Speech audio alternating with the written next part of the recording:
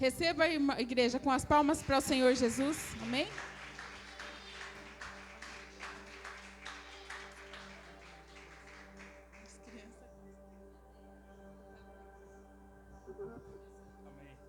Glória a Deus.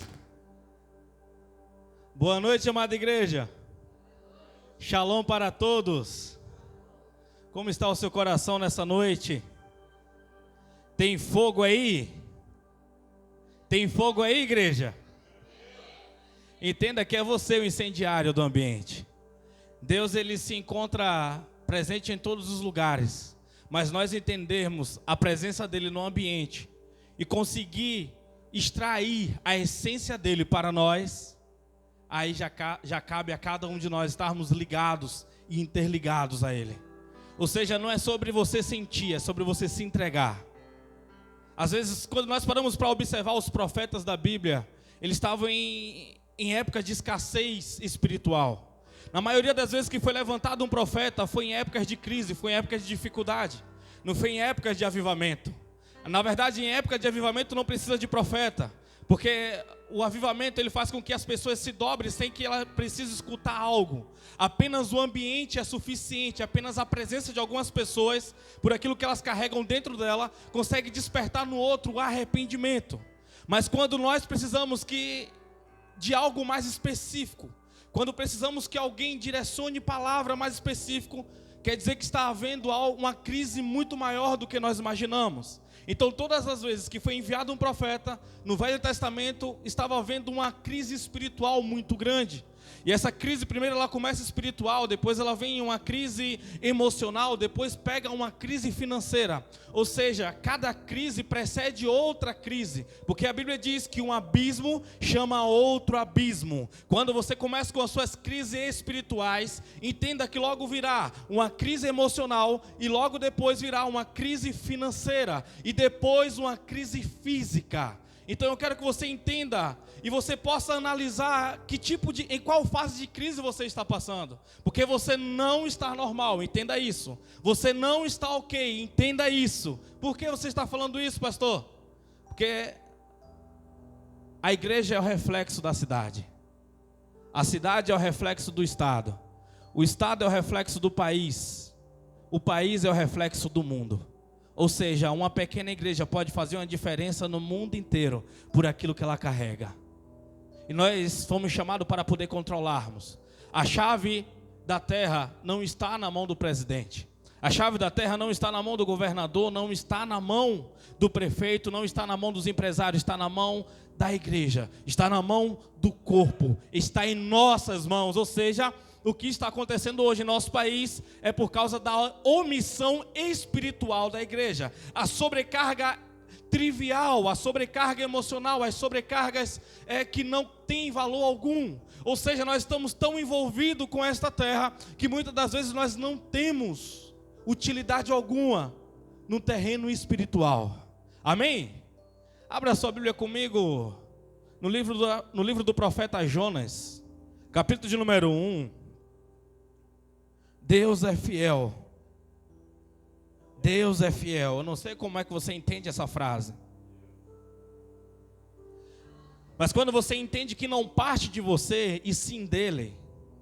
Quando você entende que parte dele, você está dando uma resposta a ele. Aí você vê as coisas acontecer. Deus ele não está esperando você fazer para depois ele se mover, não. Ele já fez. Ele está esperando só o seu retorno.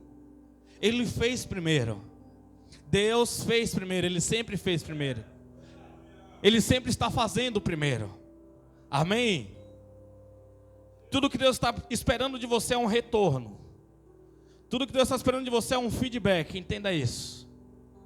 Glória a Deus, aleluias. Jonas capítulo de número 1. Na medida que você for achando, vai glorificando ao Senhor, vai agradecendo a Ele por mais essa noite.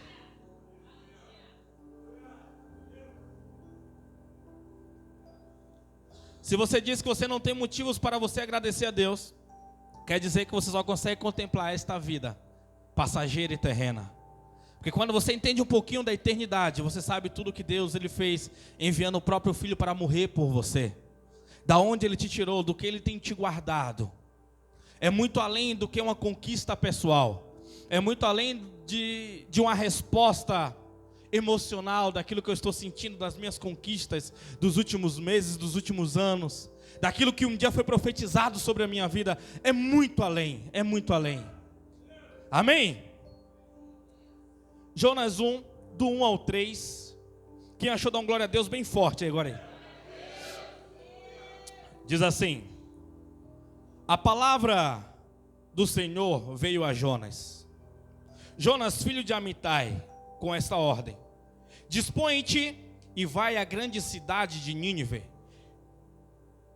quer dizer, morada de Ninos, e prega contra ela, porque a sua malignidade subiu até a minha presença.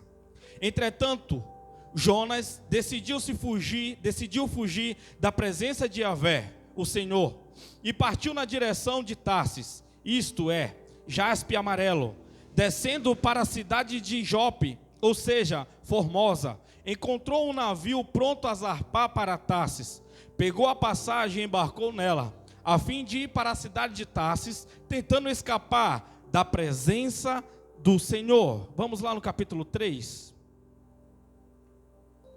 Aleluias, glória a Deus. Do verso 1 até o 3 também. Diz assim, verso 1: então a palavra do Senhor veio a Jonas pela segunda vez. Fala comigo, pela segunda vez. Com esta orientação: levanta-te e vai agora mesmo à grande cidade de Nínive, e assim que lá chegar, prega contra ela a mensagem que eu mesmo haverei de te entregar. Jonas, sem demora, obedeceu a palavra do Senhor e partiu para Nínive. E Deus tinha um propósito para aquela grande cidade, cuja extensão levava-se 3 dias para percorrer. Verso 10. Diz assim: Deus observou tudo quanto fizera, como se converteram do seu mau caminho e abandonaram a violência, e atendeu às orações do povo, voltou atrás e não destruiu a cidade como havia ameaçado. Capítulo 4, verso 1 e 2. Entretanto, Jonas ficou extremamente decepcionado com tudo isso e irou-se sobremaneira. Então orou a Yahvé e desabafou, dizendo: ah, Eterno, pois não foi exatamente isso que eu disse quando ainda estava em minha casa? Foi por esse motivo que eu decidi fugir para Tarsis. Eu sabia que tu és o Deus misericordioso, compassivo, longânime, rico em amor, e que ameaças castigar, mas te arrependes. Pode colocar a Bíblia no teu assento.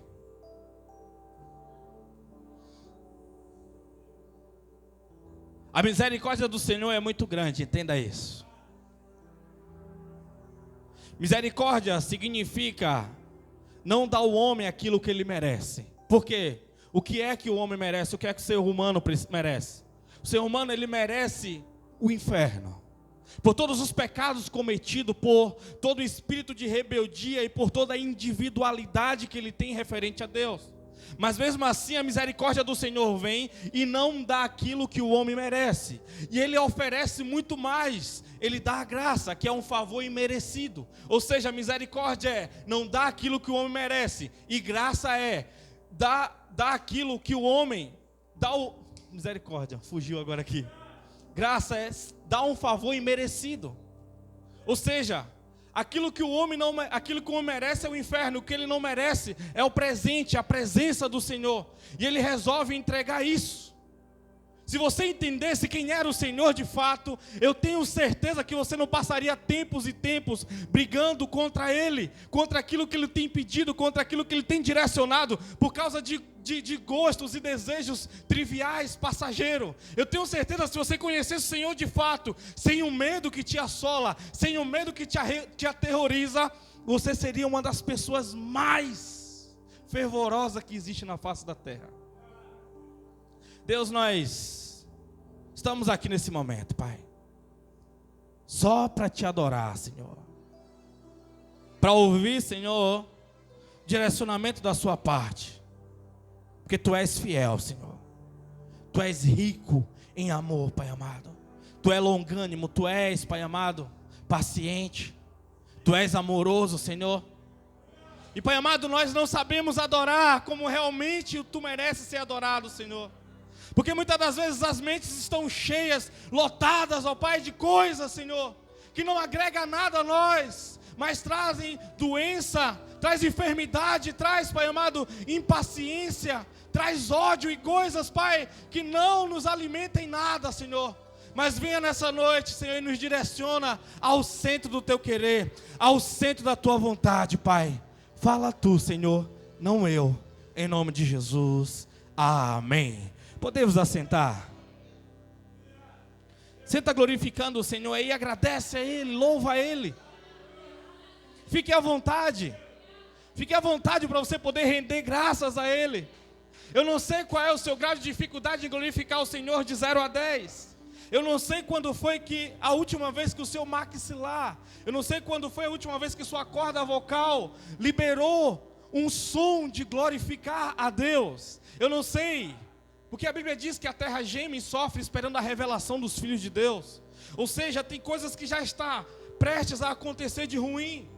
E muitas das vezes por você ver aquela cena diante de você, ao contrário de você repreender e dizer eu não aceito, mas eu profetizo que vai acontecer da melhor forma para mim, da melhor forma para a minha família, da melhor forma possível para o ambiente que eu estou, você diz, droga, e você pragueja, você libera mais algumas palavras concordando com aquilo que há de negativo, seja no trânsito, seja em qualquer situação que você está prestes a viver. A ideia de você receber a perspicácia, a ideia de você receber a revelação, a ideia de você ter, naquele momento, uma inteligência emocional, a ideia de você receber, de você ter um discernimento do que está prestes a acontecer, é para que você profetize para que não há aquilo que pode acontecer de ruim. Só que a falta de fé faz você retroceder. A falta de fé faz você emudecer. A falta de fé faz você concordar com Satanás, porque a murmuração é a oração a Satanás. A murmuração é você dizendo, Senhor, Tu está dando mole. A murmuração é dizer, Tu demorou demais. A murmuração é, eu concordo com Lúcifer um dia ter se rebelado contra o Senhor, porque Tu não tem sido capaz, Tu não tem sido suficiente. Porque os filhos de Deus, eles são chamados para dar vida àquilo que está morto, com o poder da palavra. Porque a fé vem pelo ouvir a palavra de Deus. Jonas tinha duas convicções. A primeira era que quando as pessoas ouviam a palavra de Deus, o coração delas mudava. A segunda certeza e convicção que Jonas tinha era a misericórdia do Senhor. Jonas é considerado um dos profetas menores, não porque ele teve um ministério pequeno, mas sim porque eles profetizaram bem menos nos livros do que os profetas maiores, como Isaías, como Jeremias, Ezequiel, dentre outros. Ou seja, por exemplo, o capítulo de Jonas o livro de Jonas tem apenas 4 capítulos, e nós podemos observar apenas 2 versículos, que fala sobre as profecias que ele está profetizando. Ou seja, ele é um profeta menor, pelo tanto de vezes que ele profetiza no livro dele. Jonas é aquele que antecede, Jonas é aquele que vem depois de Eliseu. Ou seja, quem é Eliseu? Eliseu foi um homem que fez muitos feitos, profetizou demais. Um homem que pediu uma porção dobrada daquilo que Elias fez. Elias é outro monstro da fé, vamos usar esse termo. É outro dinossauro da fé. É um homem que falou que não choveria durante 3 anos, e não choveu.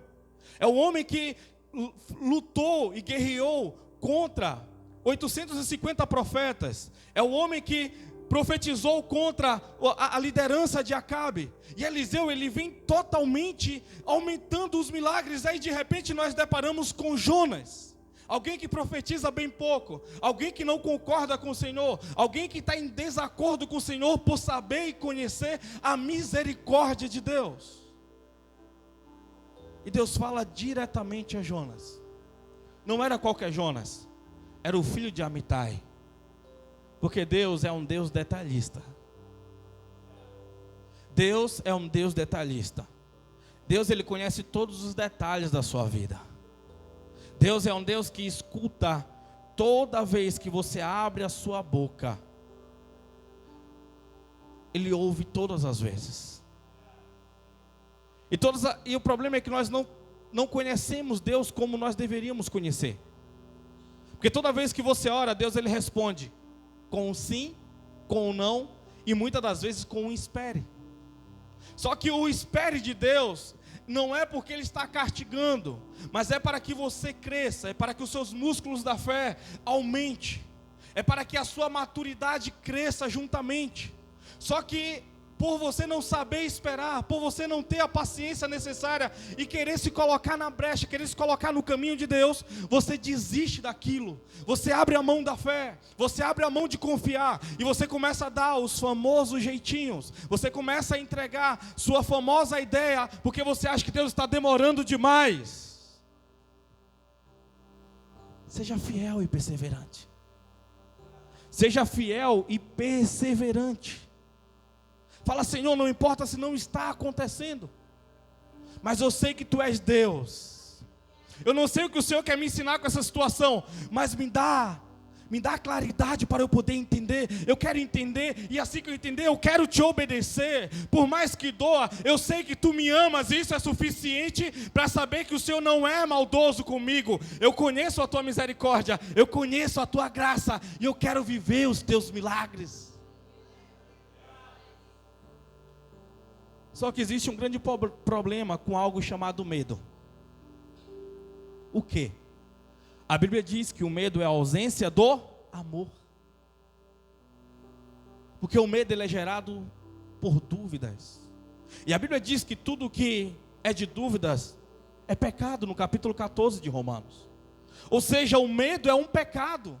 Você peca quando você tem medo, porque você está dizendo que você não confia em Deus. Então o pecado não é apenas um ato a qual a religiosidade ou a Bíblia condena, mas ela vai muito mais além. Capítulo 4, verso 17 de Tiago diz: aquele que sabe o bem que deve fazer e não faz, este está pecando. Então agora nós deparamos de frente de dois pecados. Primeiro, é não confiar em Deus. Segundo, é ter medo. Você tem que criar em você um coração resistente. Você se poupa muito quando fala de confiar no Senhor.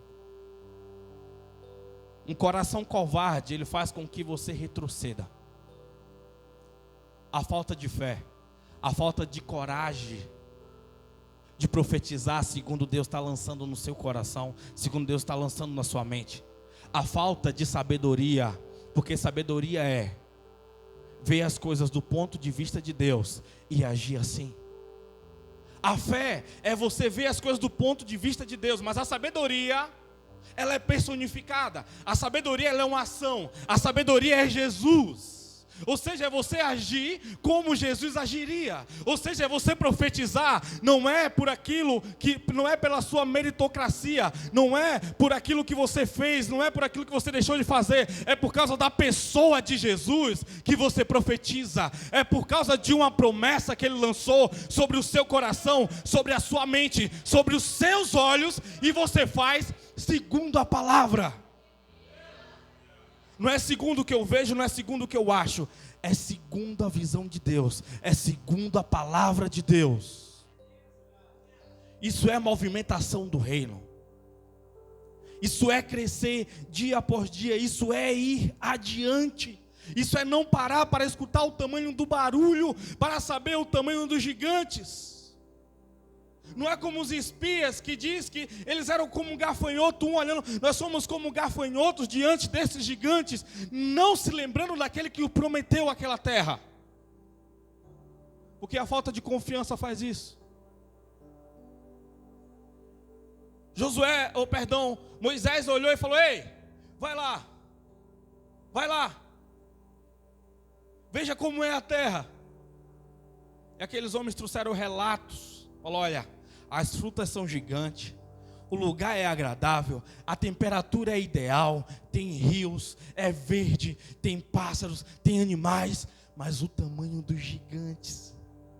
nós não temos capacidade de vencê-los. Nós não temos estrutura física, nós não temos armamentos, nós não temos treinamento suficiente. Deus não mandou eles olharem para vir com um diagnóstico, para vir com a ideia de que eram incapazes. Deus mandou confiar, Deus mandou ir.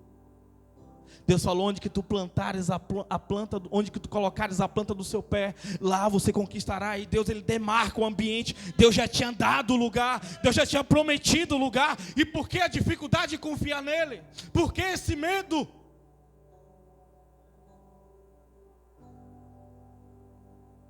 Mais de 3 milhões saiu do Egito, mas apenas 2 daqueles 3 milhões entraram na terra prometida. Você consegue entender essa porcentagem? Você consegue entender essa porcentagem? A Bíblia diz: porque muitos foram chamados, mas poucos são escolhidos. Ele está dizendo: muitos são chamados, mas poucos conseguem confiar em mim, poucos conseguem acreditar em mim, poucos conseguem entender que eu tenho a chave da vida e da morte, poucos conseguem compreender que é eu que abro e fecho porta, poucos conseguem entender que eu sou dono do ouro e da prata, poucos conseguem entender que eu tenho o controle de tudo e de todos que acreditam e fazem segundo eu tenho ordenado e colocado nos corações. É o Deus Todo-Poderoso. Não é por causa que você é bonito ou feio, não é por causa que você tem dinheiro ou você é pobre, não é porque você vai ou não vai em uma igreja, mas é por causa de Deus. É por Ele, é totalmente por Ele. Deus, ele direciona a palavra: Jonas, filho de Amitai, vai a Nínive e prega. Porque a maldade dele tem subido até a minha narina. Ele fala que vai pregar uma mensagem. Ele fala que o que tem contra aquele povo é uma ira. Deus diz que tem aquele povo, o que ele tem contra aquele povo é algo negativo, não é algo positivo. É algo que ele tinha contra. Mas Jonas, conhecendo quem era o profeta Eliseu e o profeta Elias, um que falava apenas uma palavra e as coisas aconteciam. Aquele que conhecia o coração cheio de misericórdia, porque ele já tinha passado por várias vezes pela misericórdia de Deus. Ele fala: eu não quero ir a um lugar onde que aquele povo era os assírios, eles eram altamente violentos. Aqueles homens de Nínive tinham mandado matar os pais de Jonas. Então só não era uma birra espiritual, não era apenas uma birra regionalizada, mas era algo muito maior. Aqueles homens tinham o costume de toda a terra que eles invadiam, eles pegavam os líderes, enjaulavam, arrancavam o nariz literalmente, deixavam um rombo no rosto daqueles líderes, e todo lugar que eles invadiam, eles faziam um desfile com aqueles homens dentro da jaula, sem o nariz, para poder dizer: olha, quem enfrenta o exército dos assírios, esse é o resultado para os líderes, o resto todos morrem. Eles causavam terror. Agora Jonas recebe uma palavra, e ele tem a incumbência de ir lá pregar para aqueles homens. Mas o problema dele não era nem com o ministério dele. O problema dele era com a misericórdia de Deus.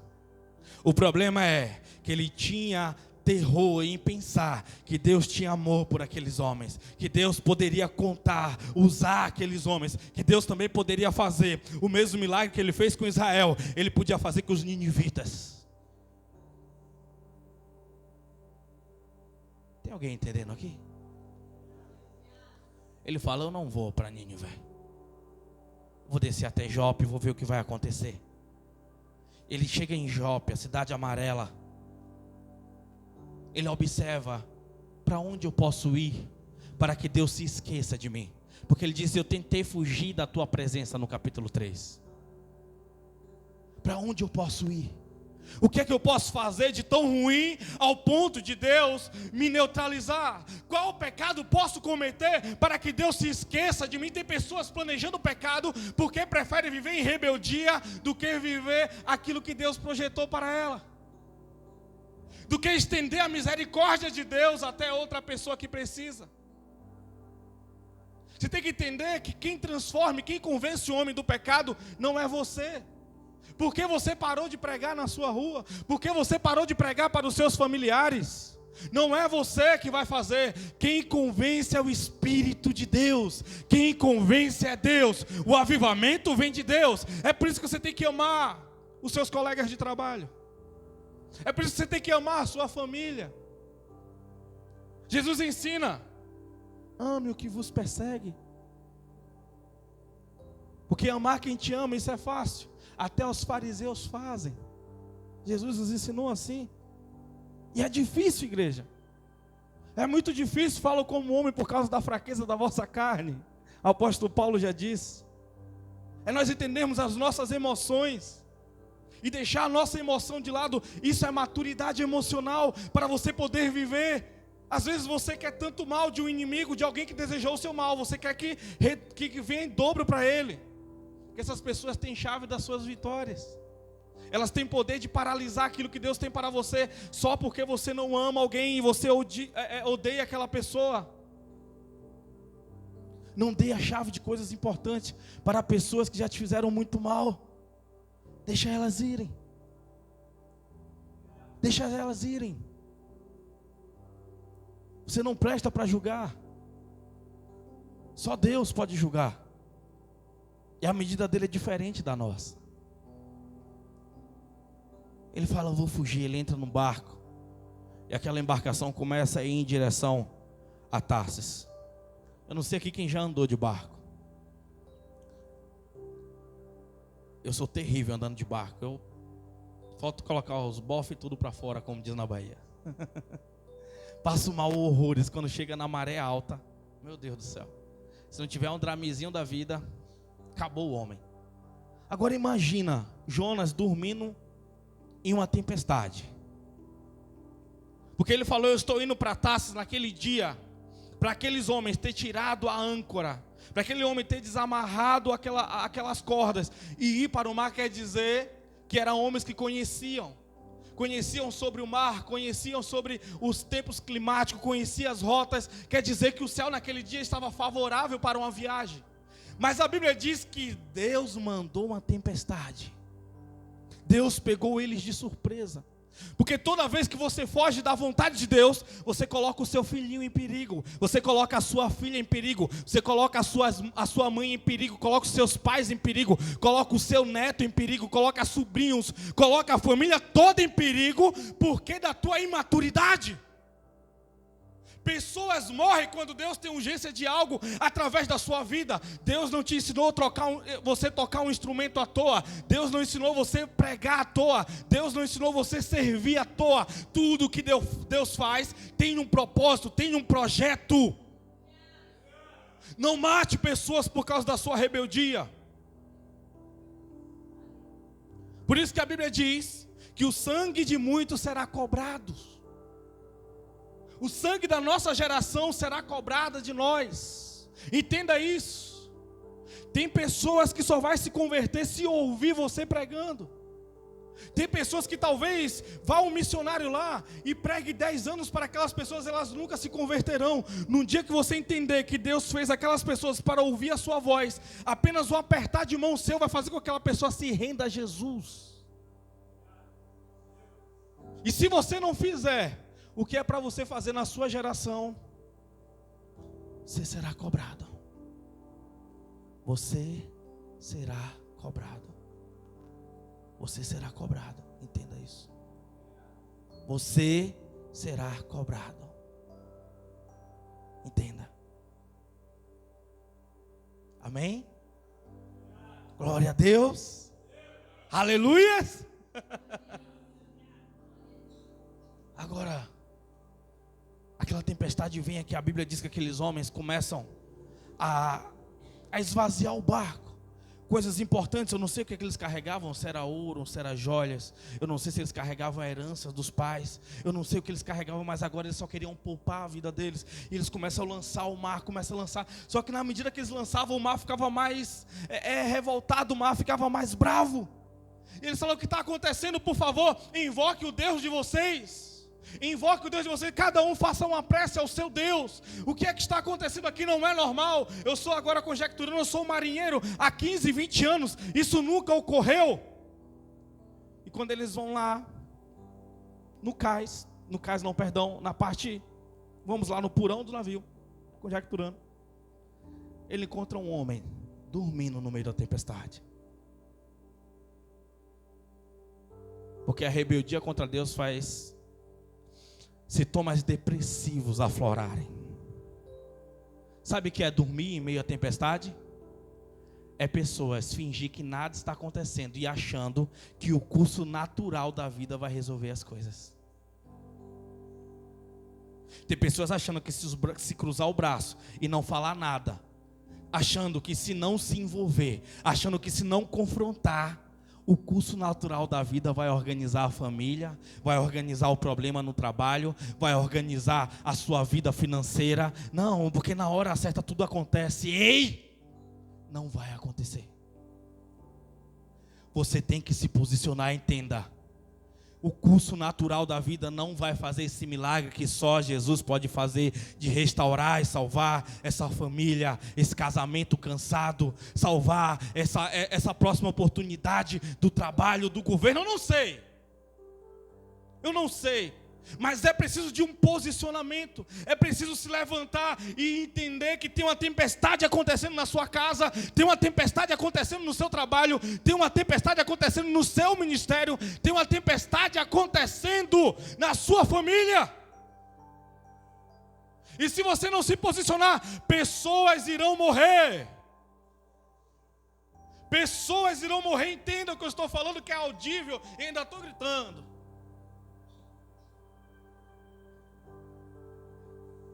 Vai lá, levanta aí. O que você está fazendo aí dormindo, cara? Você não está vendo o que está acontecendo? Como você consegue dormir em uma hora dessa? Quem é você? A Bíblia diz que eles começam a interpelar, eles começam a perguntar, eles começam a questionar, eles começam a fazer agora uma investigação espiritual sobre Jonas. Porque eles tiram a sorte ali e apontam para Jonas o causador daquela desgraça naquele ambiente. Quem é você? Eu sou Jonas. Quem é o seu Deus? O meu Deus é o Criador da terra, o Criador dos céus, o Criador do mar. Meu Deus que fez todas essas coisas. E a Bíblia diz que aqueles homens ficam aterrorizados. Como você faz isso conosco? Sabe por quê? Jonas, ele pegou a primeira oportunidade, pegou o primeiro navio, pegou o primeiro barco, a primeira embarcação. Talvez, sabe por quê? Porque era o barco mais barato que tinha e o primeiro que tinha para ele poder entrar. Eu faço uma pergunta para você aqui. Quanto custa para uma pessoa entrar na sua vida?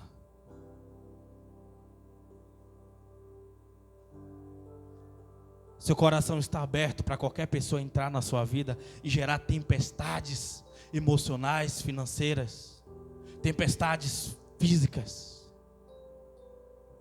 Você tem que entender o que é que custou a sua vida para você dar o ingresso para qualquer um entrar nela e fazer o que quiser. Você tem que entender por que é que Deus te chamou e para que Deus te chamou.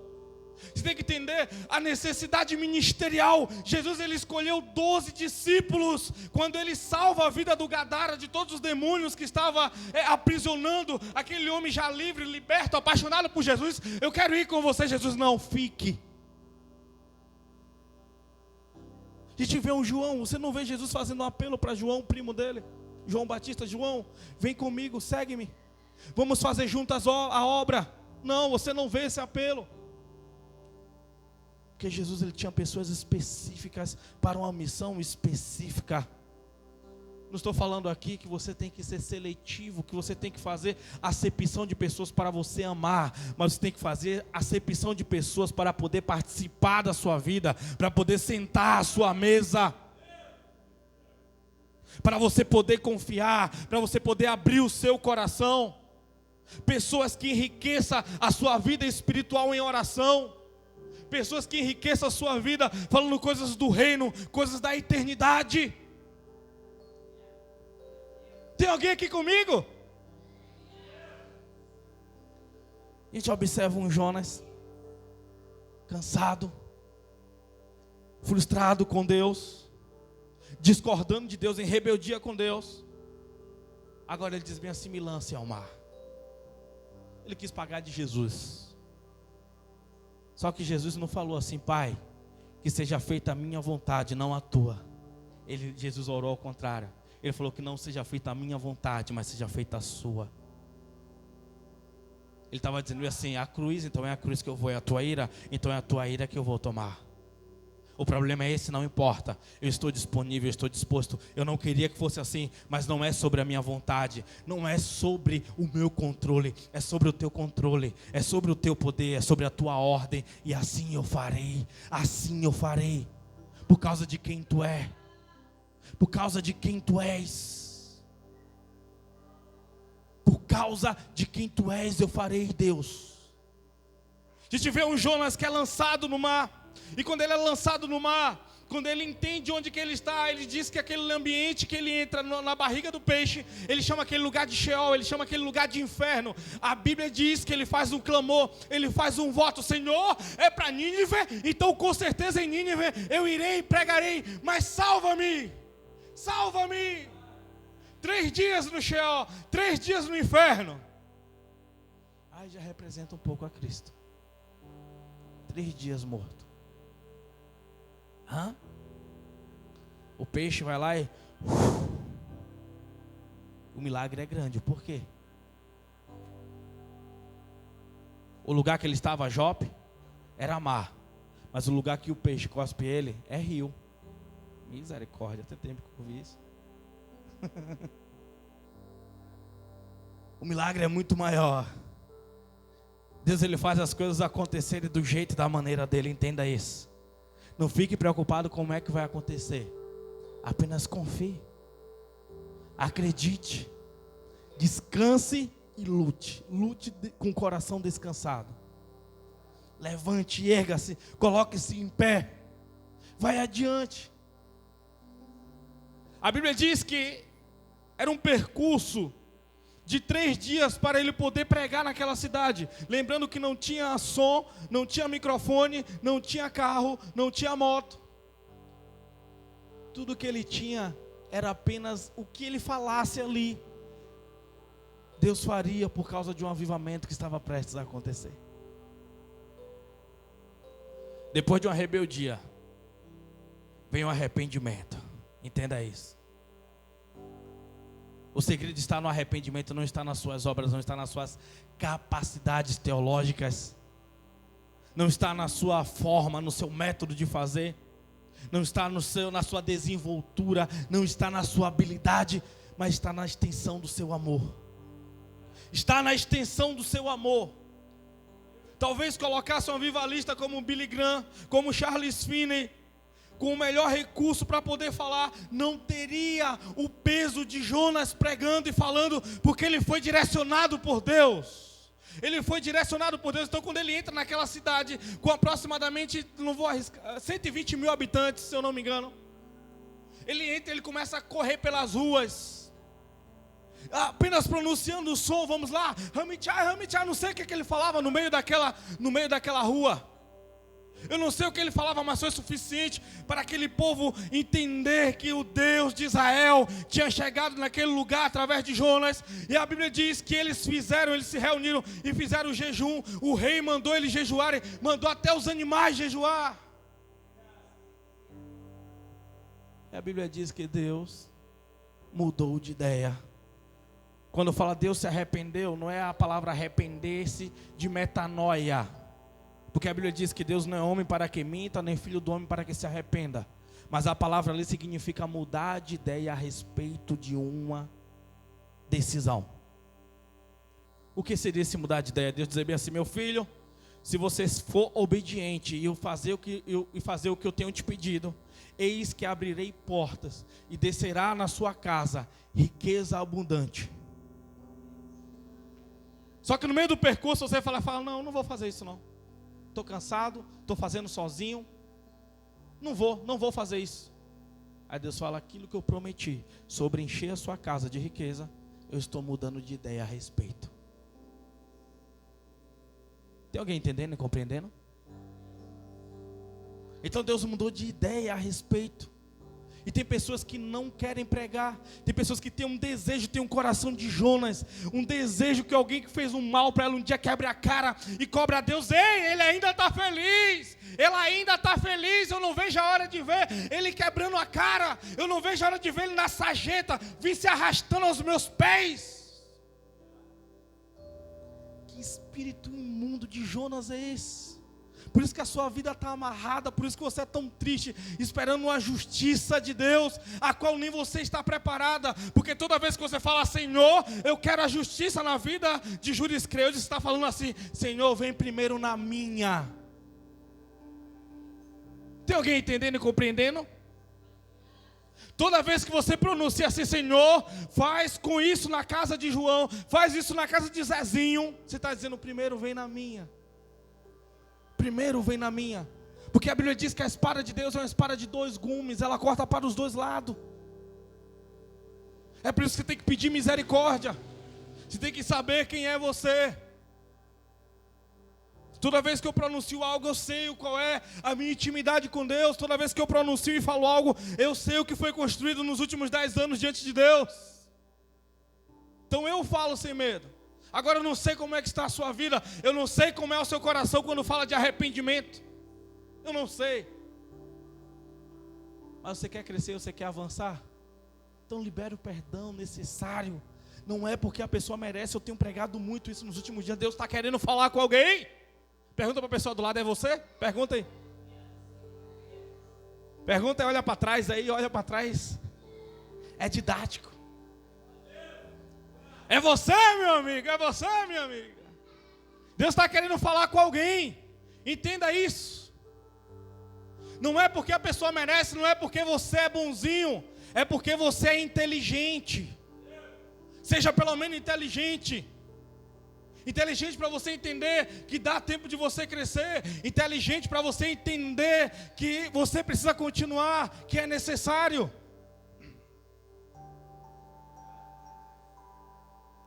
Deus é um Deus misericordioso.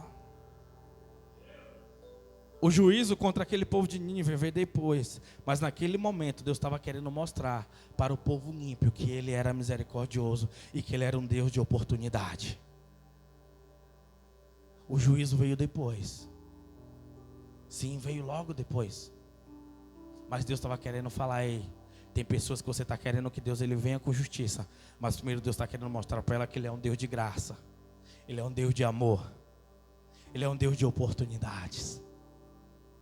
Não é no seu tempo. Entenda. Não é quando você quer, não é segundo o seu coração. É segundo o coração de Deus. É segundo o coração de Deus. Você pode parar para observar que Deus ele faz com Jonas. Jonas ele está deitado ali. Ele está chateado com Deus. Deus vai lá e cria um pé de abóbora, um pé de zimbro sobre a cabeça dele, para que o sol não queime a cabeça dele. E naquele momento que ele está ali descansando, Deus vai lá e destrói aquele pé de zimbro. Ele fica chateado. Deus, como assim? Até o pé de zimbro que o Senhor me deu, o Senhor destruiu. Aí Deus fala, se tu tens sido zeloso como um zimbro que nasceu de manhã e morreu à tarde, quanto mais eu que tenho visto o crescimento desse povo. Quanto mais a mim que tenham visto a juventude, a adolescência, a maturidade desse povo. Você acha que eu não serei misericordioso? Você acha que eu não farei?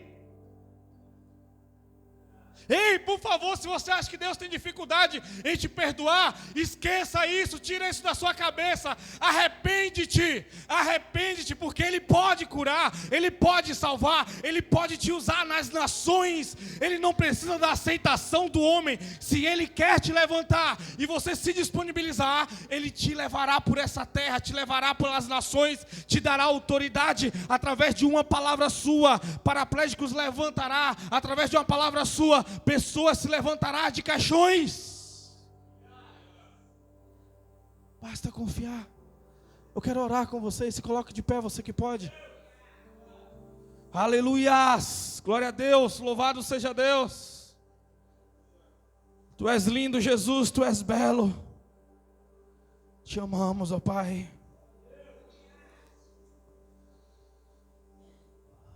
Aleluias.